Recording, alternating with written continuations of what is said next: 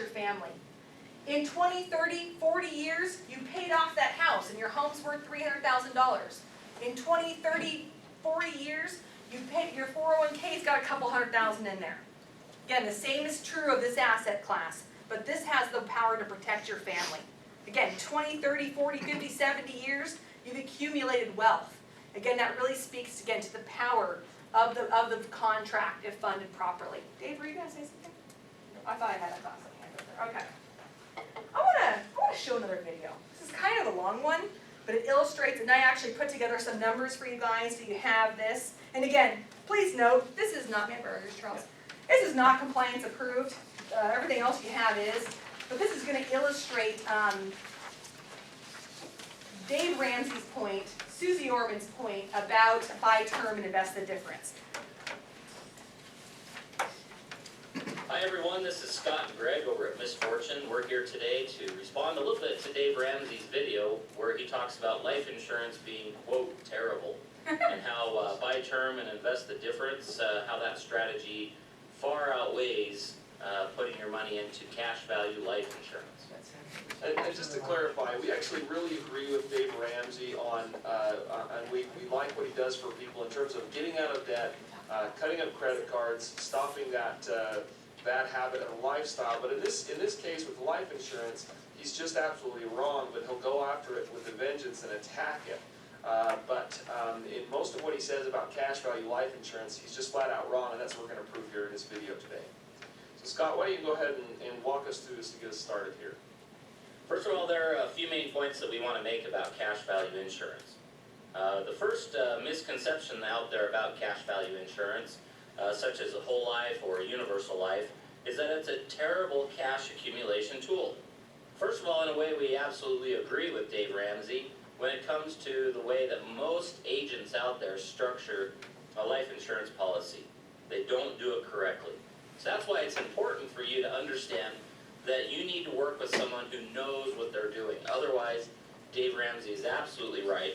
It is a terrible place to put your money. But for us that know how to structure these plans properly, there are huge benefits for doing that. And remember, money inside of a life insurance policy grows tax-free, according to Section 72E of the Internal Revenue Code.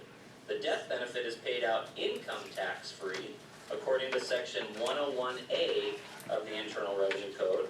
And Section 7702, the code explains how the value inside a policy can be accessed tax-free. That tax-free income can make a huge difference, especially if taxes go up in the future. And this is the question you need to pose to yourself. Are taxes likely to go up, go down, or stay where they are today? And rarely do we ever encounter anyone who doesn't think taxes are going to be going up just because of the rising deficit and all that's associated with it. So, okay, so if we take the numbers that Dave Ramsey was using in his example, he said that according to a 32-year-old male who's making about $40,000 a year, he should be using about 15% of that income to A, buy a term life policy, and B, buy mutual funds with the rest of it. His idea is growth stock mutual funds with all of the money that you would be spending on a cash value life insurance policy. So buy a really cheap term policy and then spend the rest of what you would be putting into a cash value policy. Instead, put that away into a side fund of growth mutual funds.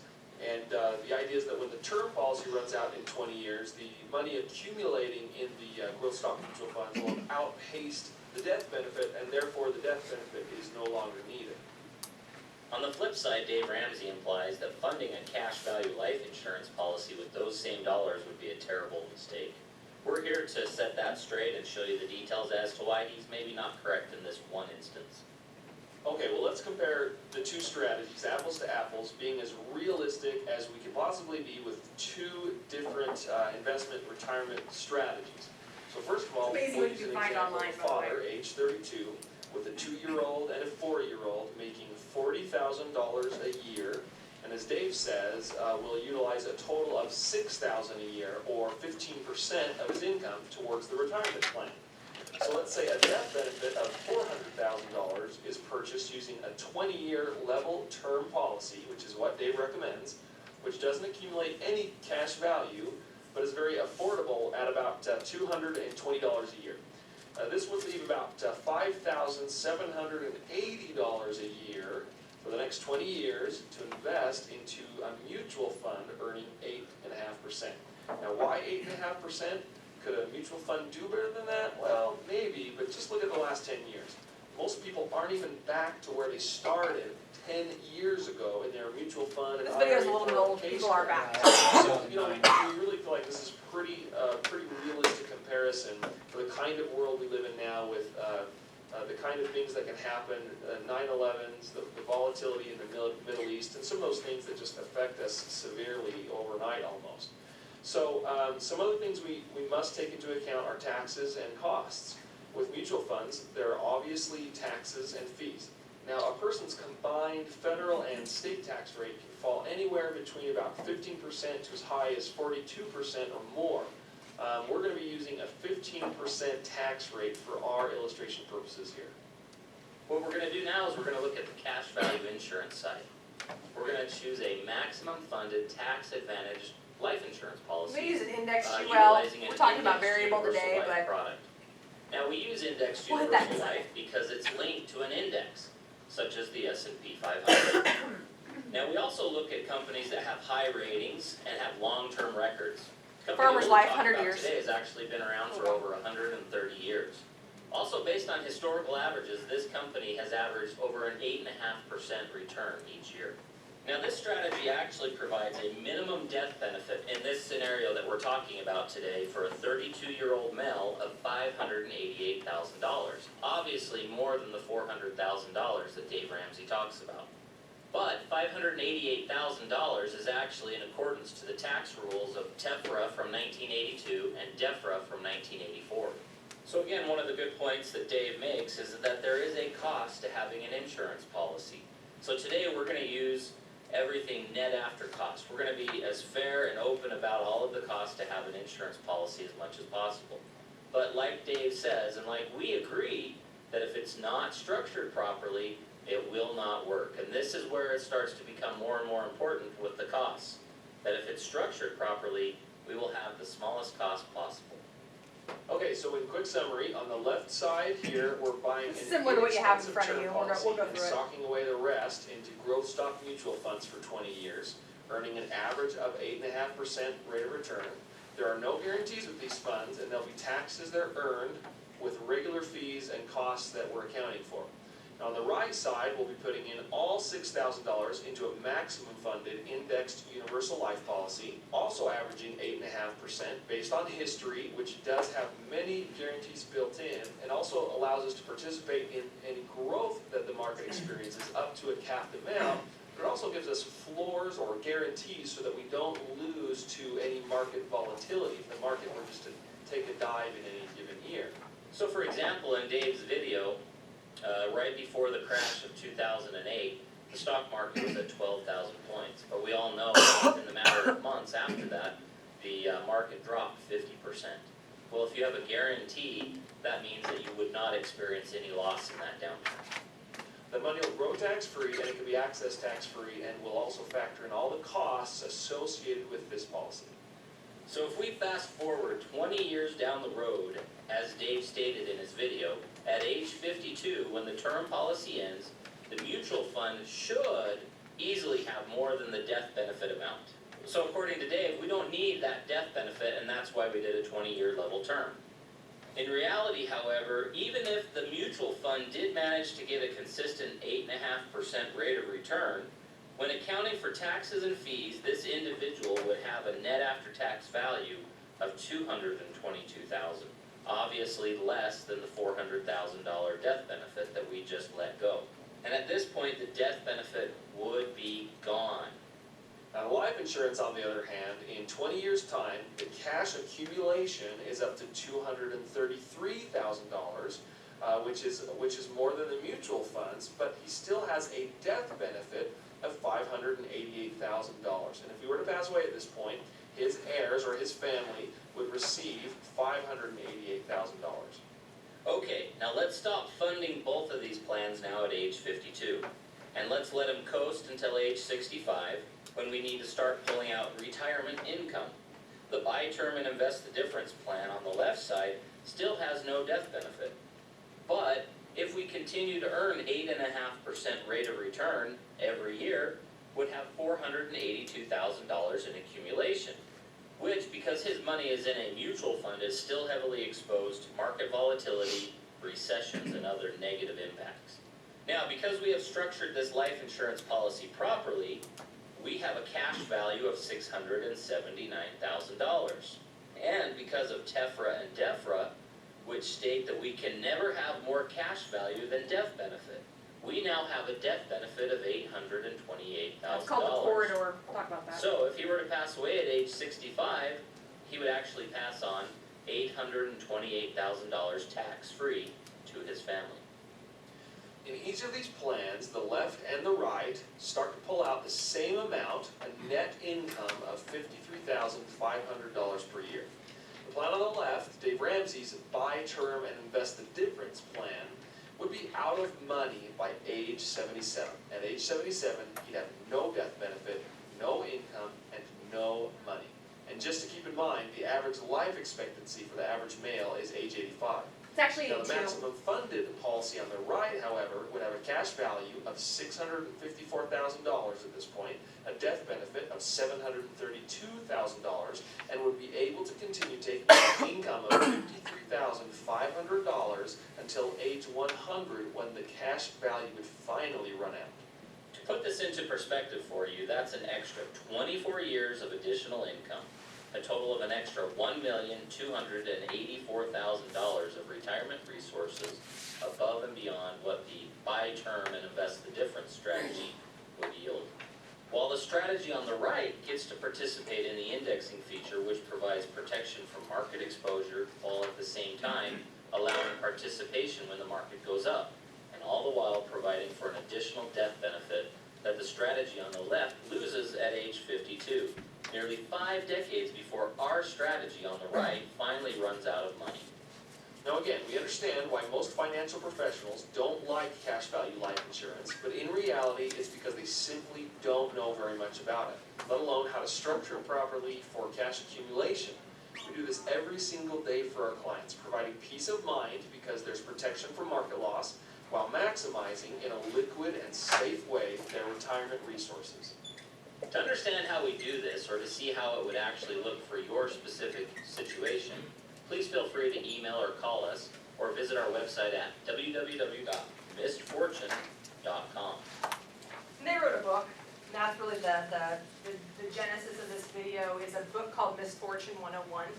A couple things about that book. They do encourage you to use an indexed UL, which I'm not sure how I really feel about that. Honestly, we don't have the product available, though we are developing one right now.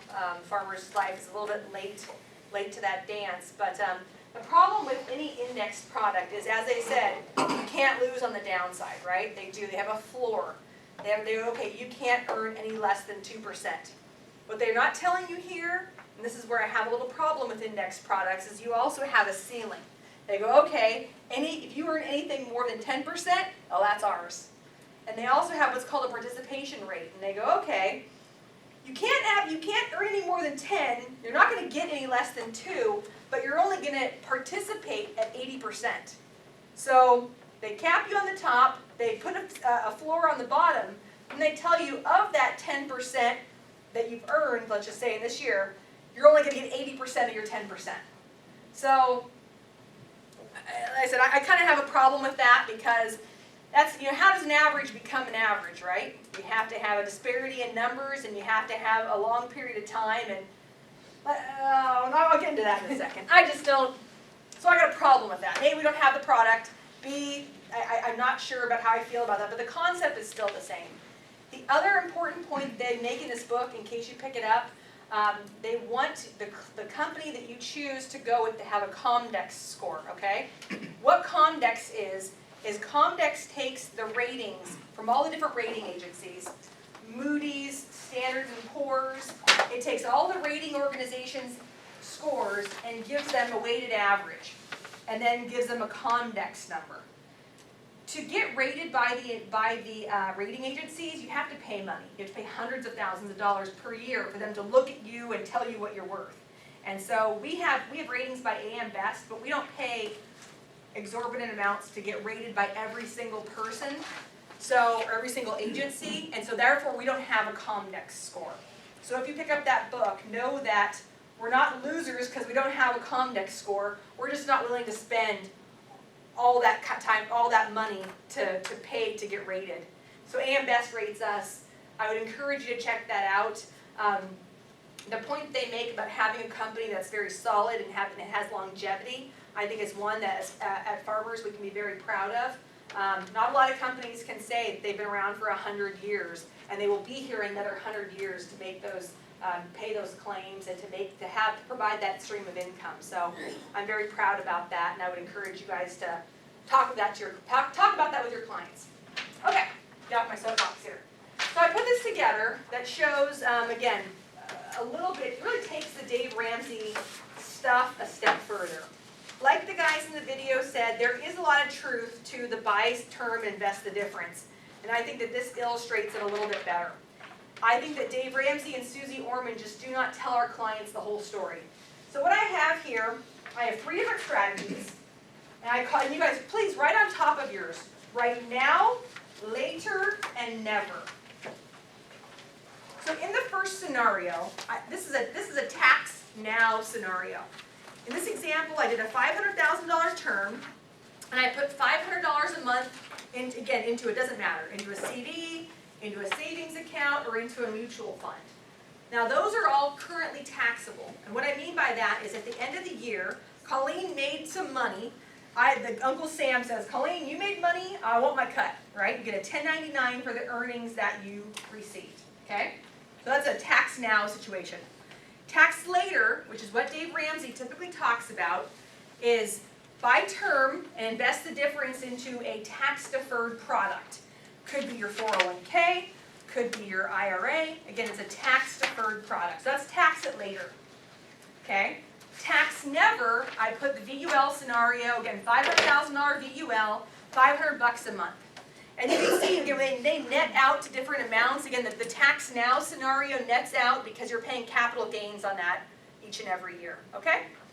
So here's what Dave Ramsey tells our clients. Here's what Susie Orman says. You can see after 10 years, you have more money inside of the middle scenario. After 20 years, you have more money in the middle scenario. And after 30 years, you have more money in the middle scenario. And see, Dave Ramsey and Susie Orman go, see, I told you. You put your money, and by the way, we do know that statistically, most clients do not buy term. They buy the term, they never invest the difference. We know about 7% of our clients actually do that. It's a very, very small percentage. But they're right? So Dave goes, see, after 30 years, in my scenario, you have $1.4 million. Ha, I'm right. See, those cash value life insurance suckers only have $1 million. Ha, I'm right. And that's where the story ends, right? Think about what these guys in Misfortune were saying. Think about the distribution phase. Geico, Progressive, a lot of insurance companies have done us a huge disservice by making insurance a commodity.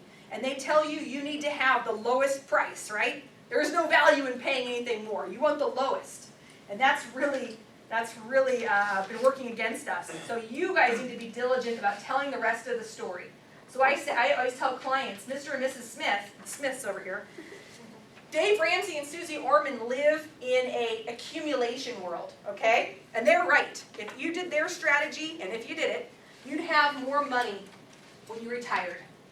But what happens in those 20 and 30 years that you're going to live in retirement? Let me tell you the rest of the story, Mr. Client. So to the point that these guys made, at age 65, we're going to start using this money for supplemental tax-free retirement. Oh, by the way, their middle scenario is not tax-free. This money in the middle column has never seen the wrath of Uncle Sam. It is taxable at your client's current tax rate, okay, ordinary income rate. So to get $80,000 a year, again, in the first scenario, the tax now scenario, you got to take out $96,000 to net $80,000. The middle scenario, you take out $108,000, pay your taxes to Uncle Sam to get your $80,000. In permanent cash value life insurance, and again, this is true for VUL, regular UL, indexed UL, again, if structured properly, you take out your 80 to get your 80.